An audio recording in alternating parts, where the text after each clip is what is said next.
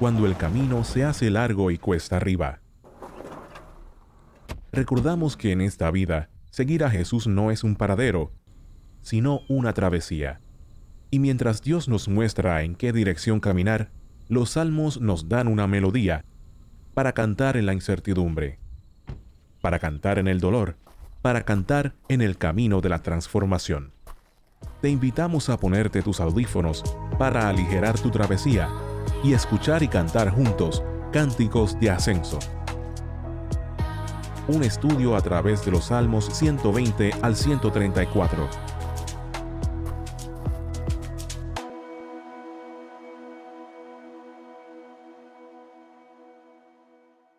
Que el Señor les bendiga a todos en esta mañana. A los que están con nosotros en esta mañana, gracias por traer la iglesia a esta cancha. Y a los que nos ven, muchas gracias por estar en sintonía. Mi nombre es Miguel Medina, soy el pastor titular aquí en Crosspoint Español. Amada iglesia que está aquí reunida, es un placer verles otra vez, verdaderamente. Y con mucho amor.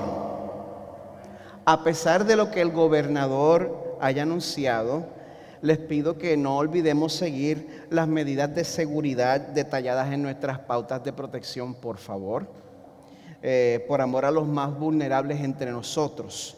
Mi oración es que Dios nos siga dando sabiduría y que nos siga dando amor mutuo mientras nosotros interactuamos a través de esta etapa, quizás a veces un poco incierta de reapertura, pero lo que debe ser cierto entre nosotros, lo que debe ser seguro entre nosotros, es el amor mutuo y la precaución, y que nos cuidemos y nos amemos mutuamente. Amén.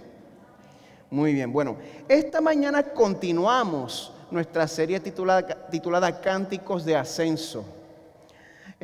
Si usted ha visto esa parte de sus Biblias donde se le llama cánticos de ascenso gradual, otras versiones dice cánticos para los peregrinos que suben a Jerusalén, y usted se pregunta qué significa eso. Esa es la categoría específica que se le asigna a los Salmos 120 al 134. Muchos comentaristas y autores pues afirman que a estos salmos se le llaman de esta manera porque se cree que los judíos fieles cantaban estos salmos cuando ellos hacían sus peregrinajes anuales subiendo hacia Jerusalén. Estos salmos son muy útiles para nosotros porque nuestras vidas se parecen mucho a un peregrinaje. Yo pienso en todas las personas que hace 3 años se vieron obligadas de salir de su entorno en Puerto Rico y nunca lo hubieran esperado. Y hoy están aquí con nosotros. Nuestras vidas parecen mucho a un peregrinaje. Y entonces en el primer domingo de nuestra serie, en el Salmo 120, vimos el descontento de este mundo que motiva al creyente a sentirse como un peregrino, a sentirse como un extranjero en su propia tierra. Y entonces el domingo pasado el Salmo 121 nos recuerda que en el momento que el peregrinaje se pone difícil, en vez de refugiarnos en los remedios inferiores que ofrece este mundo, que recordemos que nuestro socorro viene de Jehová, que hizo los cielos y la tierra, porque Jehová es tu guardador, que recordemos eso, ¿verdad? Esta mañana el Salmo 122 nos va a mostrar un peregrino que está pensando en su destino, que tiene su destino en mente, en su corazón. Un peregrino que se está entusiasmando en anticipación a llegar al lugar de adoración en Jerusalén. Y si el día de hoy usted ve esa actitud de no estar entusiasmado en cuanto al lugar de adoración, si usted ve esa actitud como algo que es un poquito extraño, usted debe saber que ese amor por el lugar de adoración, ese amor por reunirse con el pueblo de Dios, eso no es solo cosa del pasado, eso no es solo cosa de los tiempos antes de Jesús. Cuando nosotros examinamos la historia de la iglesia, en uno de sus primeros credos, podemos ver que el concepto de la adoración corporativa, eso recibía el respeto que merecía. Los que estuvieron aquí con nosotros en el mes de enero, ¿se acuerdan cuando hicimos esa miniserie sobre el credo de los apóstoles? ¿Se acuerdan de esos tiempos de mayor inocencia en enero? Cuando no sabíamos lo que nos esperaba. Bueno, hicimos esa miniserie basada en el credo de los apóstoles. Y a ese credo se le llama el credo de los apóstoles porque se compone de 12 artículos, cada uno simbolizando uno de los 12 apóstoles. Un credo antiguo que una de sus menciones más tempranas es en el año 390 después de Cristo.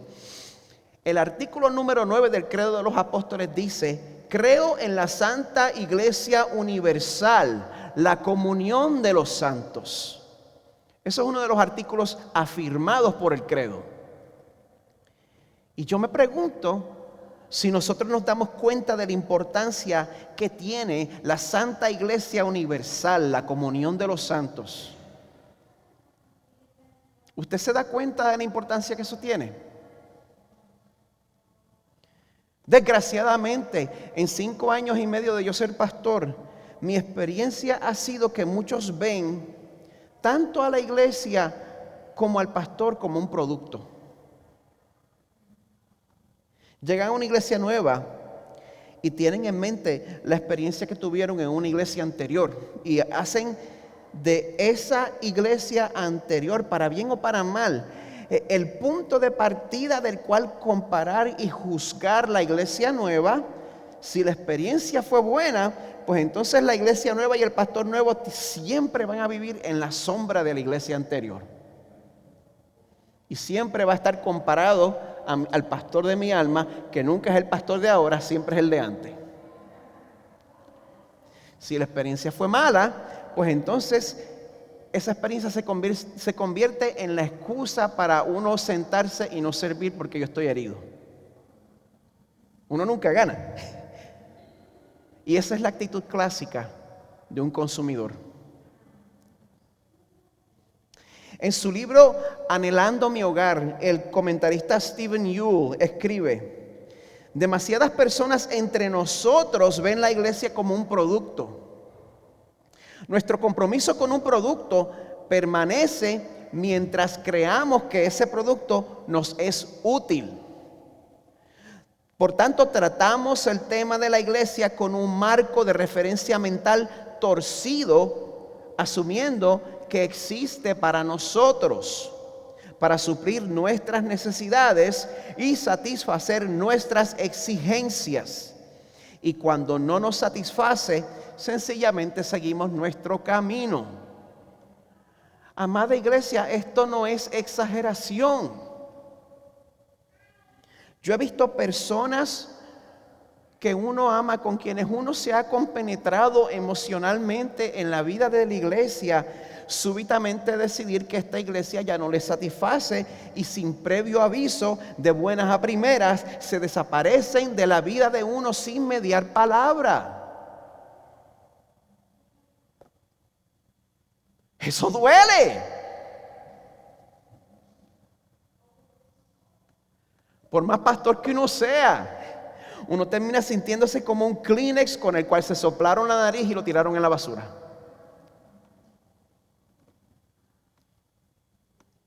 Y una de las razones por las cuales ese tipo de inmadurez espiritual es tan prevalente hoy en día es porque nuestra identidad espiritual se ha hecho menos corporativa y más individualista. Estoy más pendiente a mí mismo y menos pendiente a la comunidad. Y eso es desastroso para la formación espiritual, porque usted no se puede cuidar solo. Yo no me puedo cuidar solo. Yo lo he probado suficientes veces en mi vida que yo no me puedo cuidar solito. Yo lo necesito a usted. Y por feo que yo sea, usted me necesita a mí. En el momento de necesidad, en el momento de crisis, en el momento de confusión, nosotros perdemos nuestra visión con facilidad y necesitamos consejo, necesitamos dirección de parte de personas que tengan perspectiva. Y el Señor nos ha dado esas personas a través de la iglesia. El Señor no lo ha dejado cojo a usted, pero están en la iglesia. Y eso es lo que hace que la iglesia, con todo y sus defectos, tenga tanto valor. Y es por eso que mi exhortación para nosotros es que hagamos eco de las palabras del salmista cuando dice en su corazón lleno de anticipación, vamos a la casa de Jehová. Así que, bueno, gente, tenemos que saber que es imposible amar al Dios de la iglesia si no amamos a la iglesia de Dios. Les pido que busquen en sus Biblias en el Salmo 122. Nuestra hermana Dalisa Carbonell está encargada de la lectura de la palabra de Dios en esta mañana.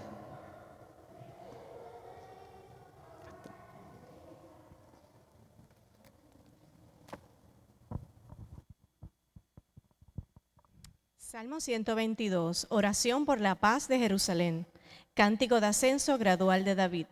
Yo me alegré cuando me dijeron, vamos a la casa del Señor. Plantados están nuestros pies dentro de tus puertas, oh Jerusalén. Jerusalén que está edificada como ciudad compacta, bien unida, a la cual suben las tribus del Señor, lo cual es ordenanza para Israel, para alabar el nombre del Señor, porque allí se establecieron tronos para juicio, los tronos de la casa de David. Oren ustedes por la paz de Jerusalén. Sean prosperados los que te aman. Haya paz dentro de tus muros y prosperidad en tus palacios. Por amor de mis hermanos y de mis amigos diré ahora, sea la paz en ti. Por amor de la casa del Señor, nuestro Dios, procuraré tu bien. Les pido que me acompañen en oración. Señor Jesús, te damos gracias por esta mañana hermosa que nos regalas. Gracias, Señor, porque podemos reunirnos en tu casa para adorar tu palabra libremente, Señor. Te presentamos a nuestro pastor y te pedimos que le des la gracia y la sabiduría para presentar tu palabra y que nuestros corazones estén abiertos y dispuestos a escuchar lo que tú tienes para nosotros. En el nombre de tu Hijo Jesús. Amén.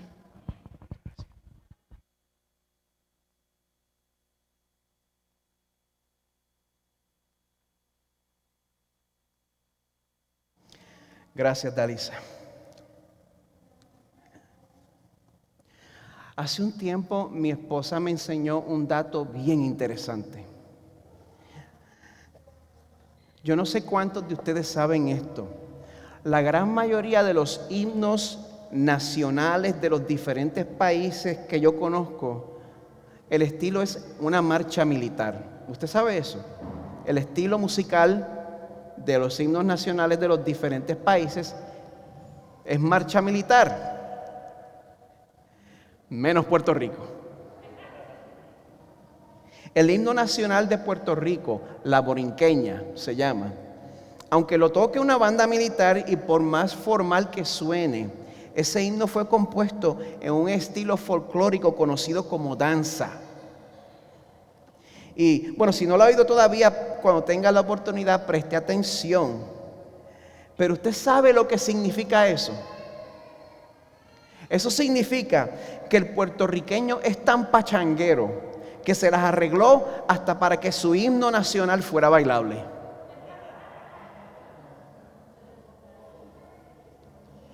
Con el tiempo, también me he dado cuenta que, aparte del himno nacional, pues cada país también tiene una canción que no es el himno nacional oficial, pero se puede considerar como su himno nacional extraoficial.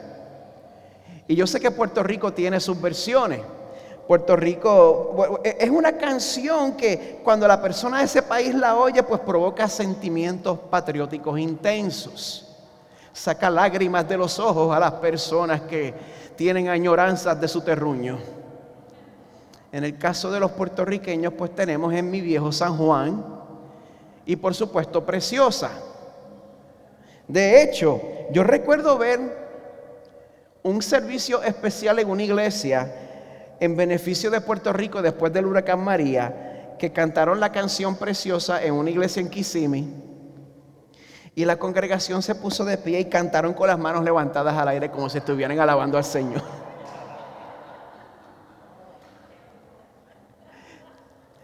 Eso es una canción de adoración, no lo ve. Pero bueno, todo el mundo muestra lo que está adorando en cualquier momento. Me voy a concentrar. Cada país en Latinoamérica tiene su canción. Por favor, cuando usted me encuentre, déjeme saber cuál le aplica a usted.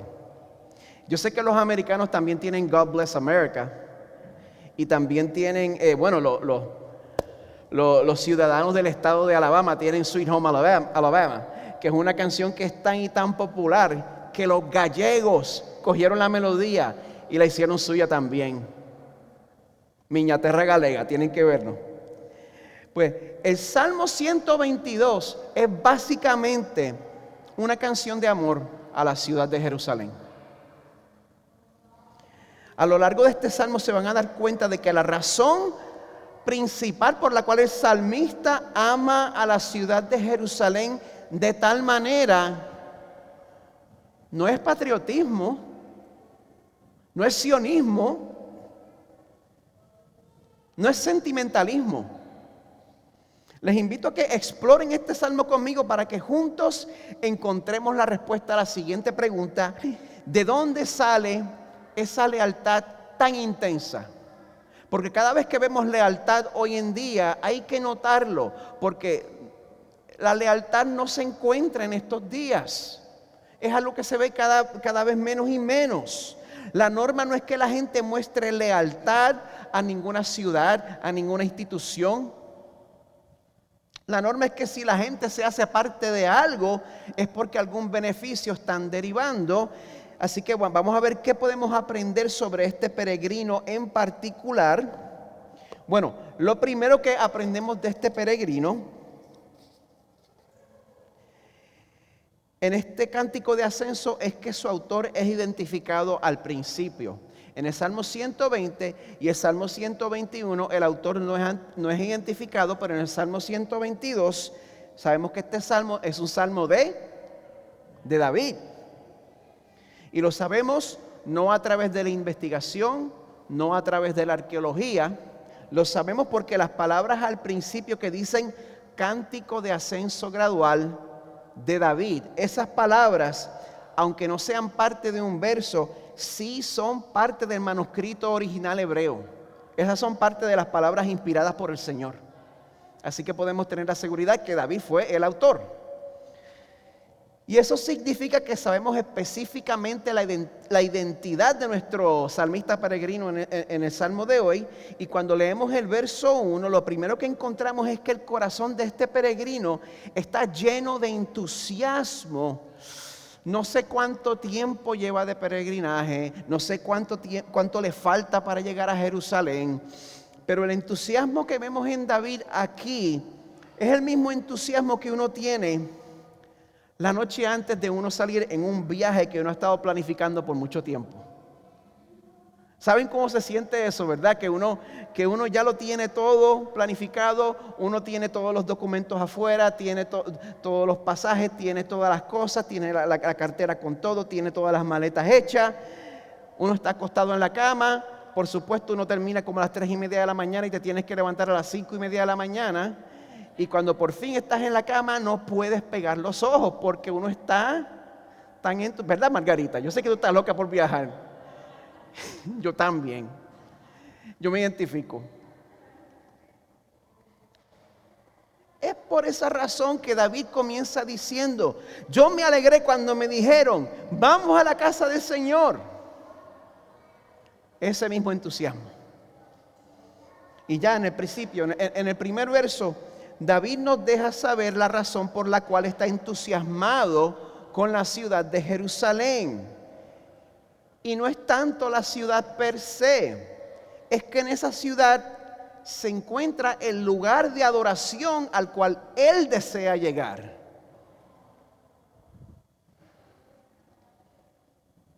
¿Por qué razón está David anticipando su llegada al lugar de adoración? ¿Será que es un lugar impresionante? ¿Será que es un templo bonito, como las catedrales o como las mezquitas que uno ve en el viejo mundo? Yo creo que a David le entusiasma más la idea de adorar que la majestad o la belleza del lugar. Cuando David dice, yo me alegré cuando me dijeron, vamos a la casa del Señor. Los que crean que se refiere al templo de Jerusalén, levanten la mano. Muy bien. porque no se refiere al templo de Jerusalén. Muy bien. David quería construirle un templo a Dios, pero Dios le dijo en Primera de Crónicas 28, no edificarás casa a mi nombre porque eres hombre de guerra y has derramado mucha sangre. Tu hijo Salomón es quien edificará mi casa y mis atrios. Ese templo fue construido mucho tiempo después por Salomón, así que no estamos hablando del templo. Sin embargo, David tenía un amor especial por ese lugar donde estaba guardado el arca del pacto. Y David consideraba que esa localidad del arca, aunque no fuera permanente, aunque fuera temporera, merecía ese nivel de entusiasmo y de veneración. Porque en último análisis, la diferencia, como ustedes bien saben, no la hace la localidad, sino a quién estamos adorando. Amén. Ese sentir fue puesto a prueba en medio nuestro. Porque nosotros tuvimos que salir de nuestra primera localidad, que era hermosa. Y cuando llegamos aquí a un sitio más oscuro, a un sitio sin una ventana que nos diera una vista a un bosque como teníamos antes, y pasando todo este trabajo de montar y desmontar, quiero decirle a todos los que todavía están con nosotros aquí 2 años después, gracias por mostrar la misma actitud que David mostraba hacia la casa del Señor en este salmo. Gracias por traer la iglesia a esta cancha. Ustedes son verdaderamente pioneros, porque se dan cuenta que la gracia del Señor no está restringida a las paredes de un templo, sino que está disponible para el pueblo de Dios, sea donde sea que nos juntemos para cantar alabanzas a su nombre, sea donde sea que nos juntemos para proclamar su palabra, sea donde sea que nos juntemos para unirnos en oración, sea donde sea que nos juntemos para recibir los sacramentos. Amada iglesia, Dios está con nosotros aquí ahora mismo. Y era por esa razón, por la presencia de la casa del Señor en la ciudad de Jerusalén, que David entonces pues extiende su amor, su veneración y su devoción del lugar de adoración hacia la ciudad donde se encuentra el lugar de adoración. ¿Me están siguiendo? El amor de él se generaliza del lugar de adoración a la ciudad donde se encuentra el lugar de adoración. David declara en el verso 2, plantados están nuestros pies dentro de tus puertas, oh Jerusalén. Y gente, yo creo que esto no es patriotismo ni sionismo. Yo creo que esto es que la ciudad de Jerusalén se lleva el amor del salmista por asociación. Porque ahí es donde su alma puede adorar a Dios. Y esa efusividad tan expresiva en verdad no es tan rara. Todos la mostramos en un momento o en otro. Porque la verdad es que el ser humano es un ser que rinde adoración. Usted es un adorador. De una manera u otra, usted adora a un objeto o a otro. Aún la persona que se considera la más secular y la más atea es un adorador empedernido. Todos tenemos algo que deseamos más que nada. Cada uno de nosotros aquí hemos unido el significado, el propósito y la seguridad de nuestros corazones a algo o a alguien. Hay algo o hay alguien en esta vida a lo cual o a quien nosotros hemos jurado nuestra lealtad.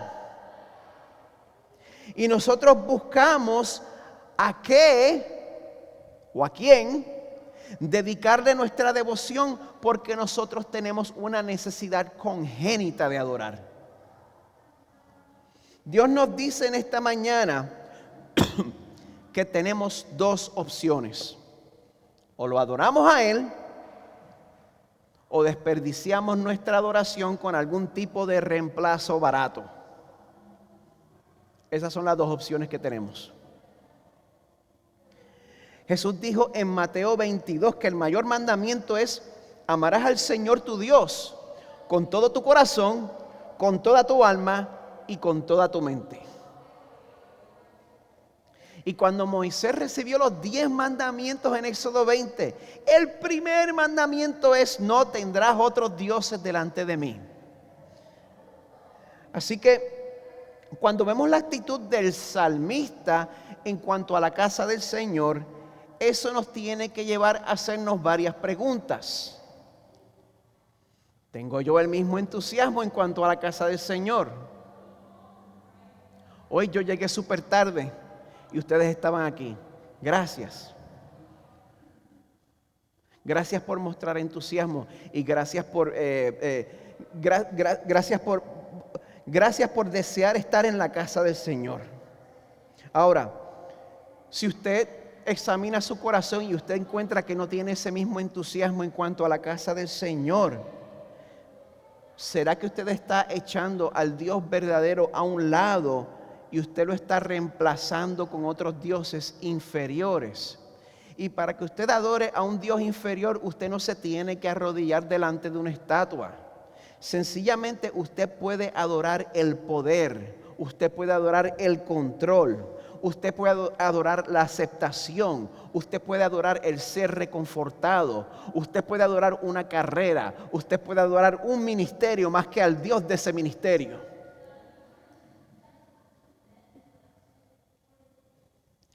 Mi oración es que Dios nos muestre esos lugares oscuros en nuestros corazones donde eso está pasando y que nos dé el regalo del arrepentimiento. Amén. Solo entonces es que el concepto de la casa del Señor nos va a dar un corazón lleno de entusiasmo y también, en segundo lugar, un corazón lleno de exaltación. Como les había dicho, el amor y la veneración del salmista se extienden desde el lugar de adoración hacia la ciudad donde se encuentra ese lugar de adoración.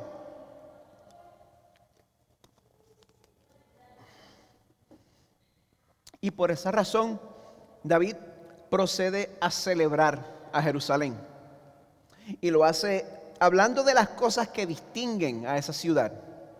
Lo primero que hace es alabar la arquitectura superior de Jerusalén.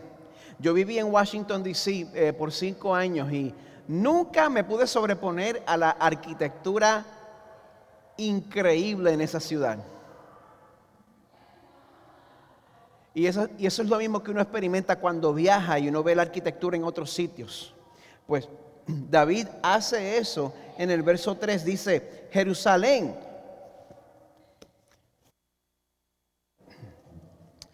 que está edificada como ciudad compacta, bien unida. Esta unidad de la ciudad no es solo una unidad estructural, sino que también refleja el corazón del pueblo que se dirige a esta ciudad. El principio del verso 4 nos dice que a Jerusalén suben las tribus del Señor. Es bien interesante que dice las tribus del Señor. Aquí no dice la tribu de Judá, no dice la tribu de Benjamín, no dice la tribu de Manasés, ni siquiera dice las tribus de Israel. Dice que a Jerusalén ascienden las tribus del Señor. La visión del salmista se va de provincial a universal. Está pensando en términos de todo el pueblo de Dios en el mundo. Como dice en Apocalipsis, está pensando en toda lengua y en toda tribu. Y hoy en día el mundo quisiera tratar de imitar este sentido de diversidad, pero se queda horriblemente corto. El autor Eugene Peterson escribe lo siguiente: en el acto de adoración, aunque hemos venido de diferentes lugares y hemos salido de varias condiciones, se ve que estamos buscando las mismas cosas, diciendo las mismas cosas y haciendo las mismas cosas. A pesar de nuestros diferentes niveles de inteligencia y riqueza, trasfondo y lenguaje, rivalidades y resentimientos, en el acto de adoración nos reunimos como un todo. Cualquier disputa externa o malentendido palidece hasta convertirse en insignificante a medida que se demuestra la unidad interna de lo que Dios construye en el acto de adoración. Una unidad que este mundo no puede imitar. Solo lo hace Dios a través de su Espíritu Santo. Solo Dios a través de su Espíritu Santo logra que personas de generaciones distintas, que personas de culturas diferentes, que personas de trasfondos diferentes, que personas de clases sociales diferentes, que personas de inclinaciones políticas diferentes podamos adorar juntos aquí en Crosspoint Español. Solo el Señor puede lograr que personas sudamericanas puedan aguantar a este puertorriqueño hablando por 45 minutos. Eso sí que es un milagro. Pero eso solo será posible mientras nosotros nos demos cuenta de que todos somos pecadores que estamos endeudados a la misericordia de Dios. Eso es lo único que va a mantener nuestra unidad. Y que no importa cuán alto o cuán bajo nos sintamos, que al pie de la cruz todos estamos a la misma altura, hermanos. El resto del verso 4 nos dice que las tribus del Señor suben a Jerusalén, lo cual es ordenanza para Israel, para alabar el nombre del Señor. Eso nos muestra dos cosas. Número uno, que adorar a Dios es un privilegio, pero también es un mandamiento. Adorar al Señor verdadero es un mandamiento. Adorar al Dios verdadero es necesario para el florecimiento de nuestras vidas, pero también es algo por lo cual nosotros vamos a ser llamados a dar cuenta. Sepa eso. Y el salmista no solo reconoce la importancia religiosa de la ciudad, él también reconoce la importancia política de Jerusalén. El verso 5 dice: allí se establecieron tronos para juicio. ¿Los tronos de quién? De la casa de David. Esto es bien interesante. David es el autor de este salmo y ya él está hablando de su propia dinastía. Eso es tener fe. Eso es que el Señor le mostró. Él está hablando de su propia línea, de su propia dinastía. Perdón. Pero yo quiero que ustedes no se pierdan esto. Lo más importante que nosotros debemos recordar sobre la dinastía de la casa de David es que precisamente de esa línea, de la descendencia de David, es que vino nuestro Rey Jesús. ¿Usted sabía eso? Y si hay algo que nosotros tenemos que tener en mente, especialmente cuando interpretamos el Antiguo Testamento, es que nosotros somos cristianos a la hora de interpretarlo. Nunca olvidemos eso. Nosotros somos cristianos, nosotros vivimos en el otro lado de la cruz. A veces se nos olvida que las escrituras hebreas encuentran su cumplimiento en la llegada del Mesías prometido. Y aunque estas escrituras sí tienen un significado temporal y muy real para su público original, el que verdaderamente cree estas escrituras también cree que se cumplen en la persona de Jesús. Si usted no cree que estas escrituras se cumplen en la persona de Jesús, usted no cree verdaderamente en lo que enseña el Antiguo Testamento. El mismo Jesús le reprochó eso a los fariseos. A los fariseos que se supone que se supieran el Torah de memoria.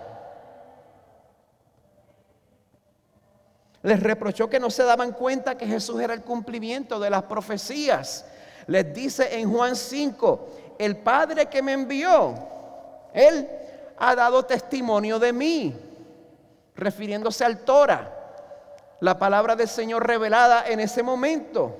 Y les dice, pero ustedes no han oído jamás su voz ni han visto su apariencia. ¿Cómo que no han oído su voz?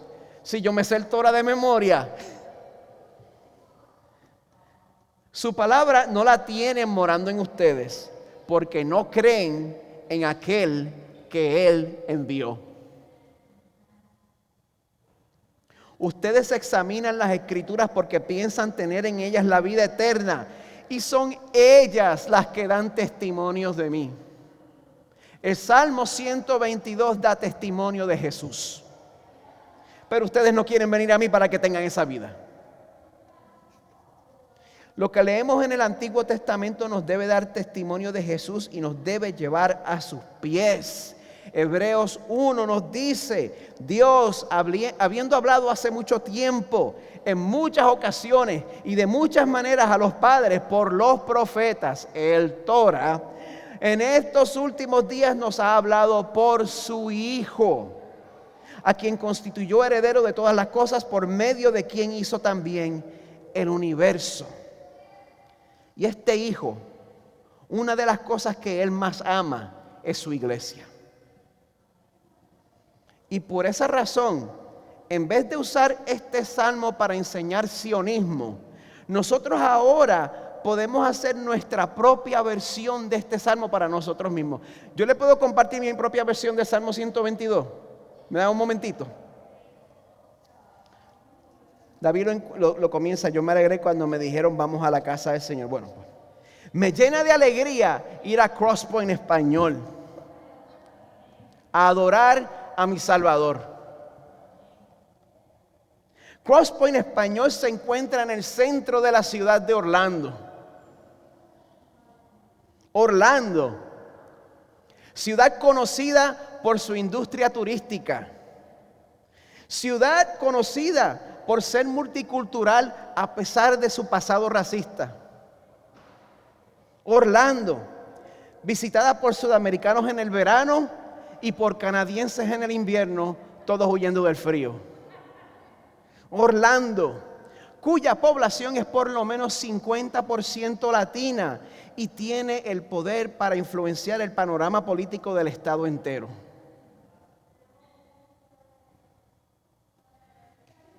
Cuando entendemos el Salmo desde esta perspectiva, entonces podemos tener como David un corazón lleno de entrega hacia la ciudad en donde Dios en su soberanía nos ha plantado a usted y a mí. Es por eso que David dice en el verso 6, oren ustedes por la paz de Jerusalén, sean prosperados los que te aman. Y sí, oremos literalmente por la paz de Jerusalén. No hay razón bíblica alguna para tener ningún tipo de animosidad en contra del Estado de Israel.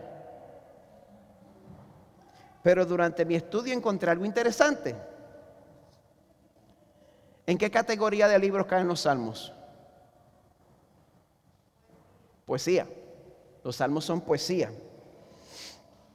Y el poeta hace uso de muchos recursos al escribir. Y por supuesto, en el original hebreo, Jerusalén, Jerusalén, significa ciudad de paz.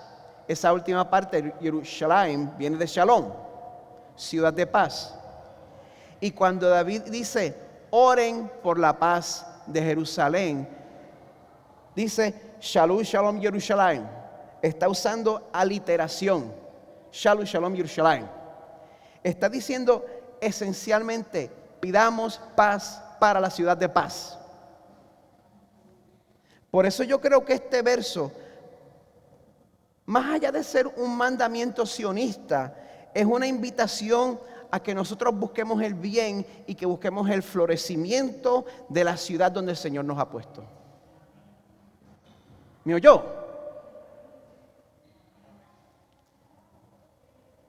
No solo de la ciudad donde vivimos, sino de la gente en la ciudad donde vivimos. Dicen los versos 7 y 8, haya paz dentro de tus muros y prosperidad en tus palacios. Por amor de mis hermanos y de mis amigos diré ahora, sea la paz en ti.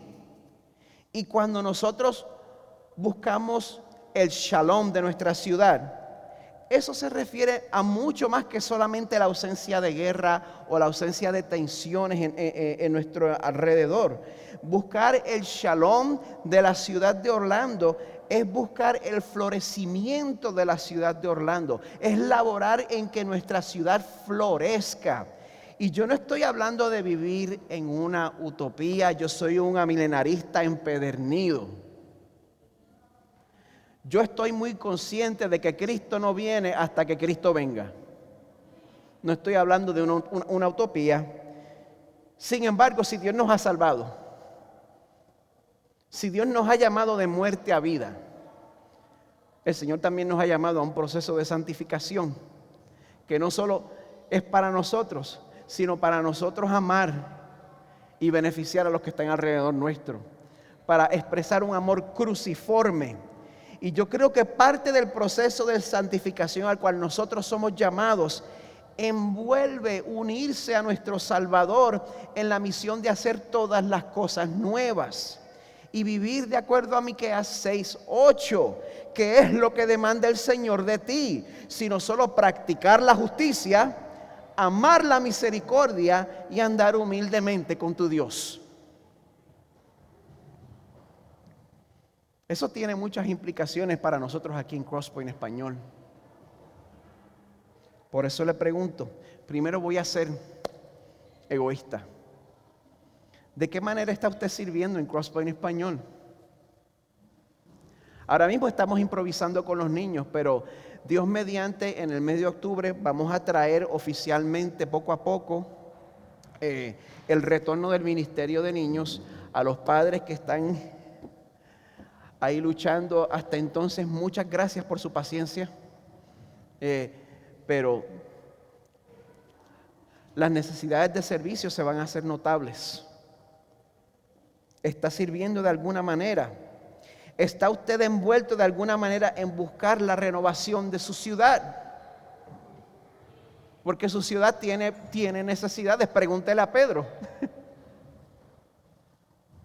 ¿Está usted envuelto en alguna manera de buscar servir al necesitado? ¿Está usted envuelto de alguna manera en traer justicia al oprimido? Ahora mismo yo estoy a punto de empezar como voluntario en una institución que se llama Grace Medical Home. Ellos son un ministerio cristiano que se disfraza de una clínica de servicios médicos, ofreciendo servicios médicos a personas sin seguro médico. De aquí se puede llegar a pie, una facilidad hermosa. Y gran parte del público a quien sirven son latinos, por eso hay una gran necesidad de voluntarios. Así que si usted tiene el tiempo para ser voluntario, quiero que sepan que esa es una opción que tienen. Pueden venir donde mí y yo les puedo dejar saber cómo participar. Y gente, no importa lo que otros digan en cuanto al debate sobre justicia social, olvídese de lo que opinen los demás y obedezca lo que dice la palabra del Señor. Porque cuando usted procura el bien de la ciudad, usted procura el bien de la iglesia. David concluye el Salmo diciéndole a Jerusalén en el verso 9: por amor de la casa del Señor nuestro Dios, procuraré tu bien.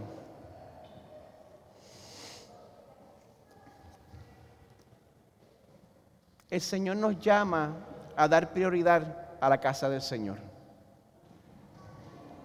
Y cuando procuramos el bien de la casa del Señor,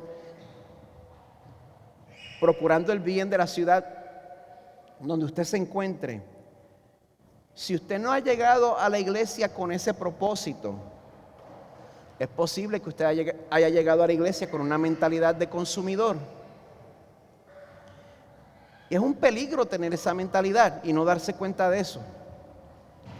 Hay que desafiar esa mentalidad, porque una mentalidad de consumidor puede ser evidencia de un problema mucho más profundo. Puede ser evidencia de idolatría en su corazón. En las palabras del autor Paul Tripp, el cristianismo consumista está impulsado por la adoración a mí mismo.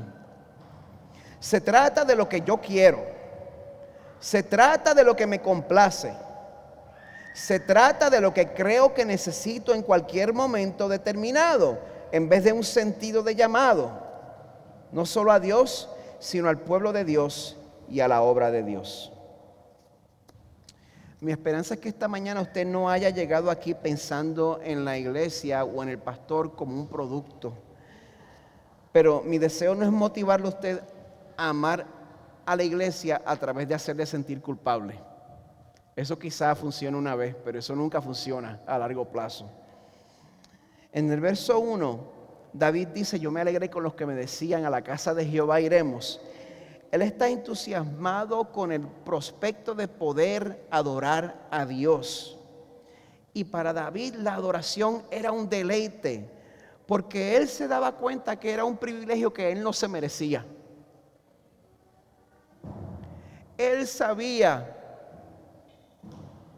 que él no merecía estar delante del Señor adorándolo.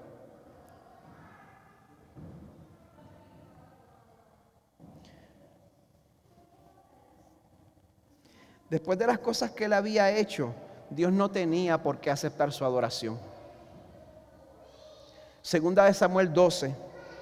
Así dice el Señor Dios de Israel: yo te ungí rey sobre Israel y te libré de la mano de Saúl. Yo también entregué a tu cuidado a la casa de tu Señor y las mujeres de tu Señor, y te di la casa de Israel y de Judá. Y si eso hubiera sido poco, te hubiera añadido muchas cosas como estas, porque has despreciado la palabra del Señor, haciendo lo malo ante sus ojos. Has matado a espadas a Urías el hitita, y has tomado su mujer para que sea mujer tuya, y a él lo has matado con la espada de los amonitas.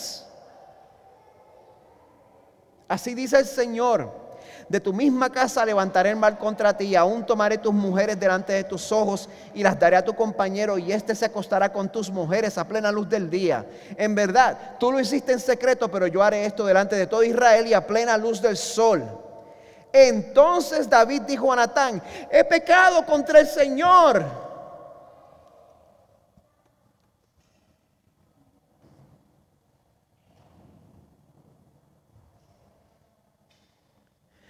Si esto se hubiera quedado así,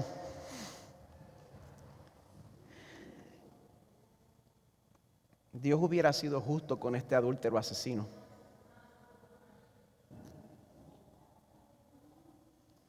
Sin embargo, ahí no es donde termina ese verso 13.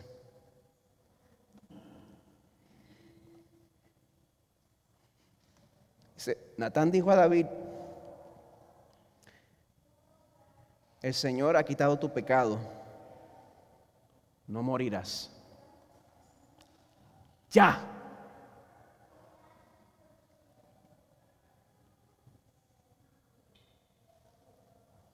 No le dijo tienes que hacer obras de satisfacción.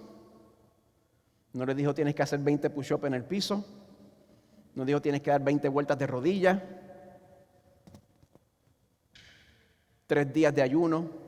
El Señor ha quitado tu pecado, no morirás. ¿Cómo es posible? ¿No se supone que David recibiera una sentencia de muerte? ¿Dónde está la justicia para Urías?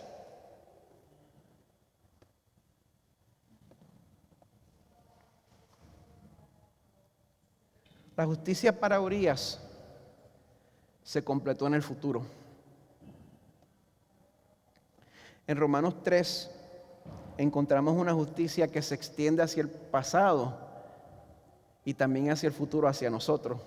Dice: ahora, aparte de la ley, la justicia de Dios ha sido manifestada, confirmada por la ley y los profetas. Esta justicia de Dios por medio de la fe en Jesucristo. Usted recibe la justicia de Jesús teniendo fe. Es para todos los que creen, porque no hay distinción, por cuanto todos pecaron y no alcanzan la gloria de Dios. Todos son justificados gratuitamente por su gracia, por medio de la redención que es en Cristo Jesús, a quien Dios exhibió públicamente como propiciación por su sangre, a través de la fe, como demostración de su justicia.